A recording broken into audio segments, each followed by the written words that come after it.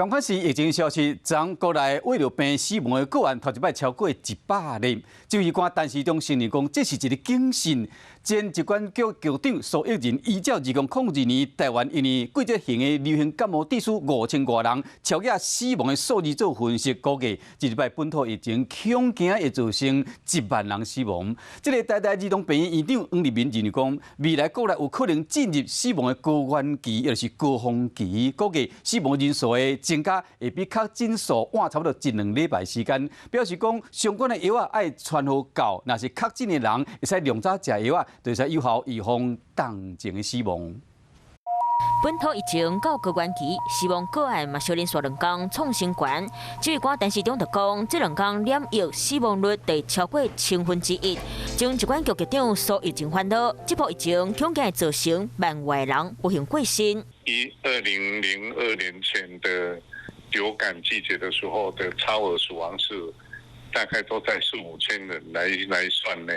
我想台湾应该在5000到1万了哈。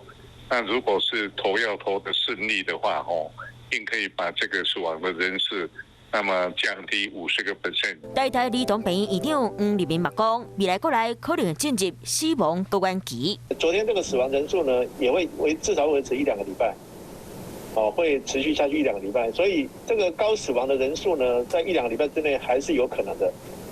那怎么样减少呢？第一个就是目前已经有住院的病人呢，其实你就要尽量去好好的治疗他。死亡的高原期应该是在案例数开始下降以后，差不多10天到14天左右才会下来哦。那现在假如说案例数一直都维持在8-9万，甚至到10万左右的时候，现在就会不断的会有这种死亡的高原期出现。专家就提醒，未来控制疫情的重点，就是医疗系统卖崩盘，和相关药啊拢要准备好势，加上确诊者会当禁用的药啊，才当预防当前死亡。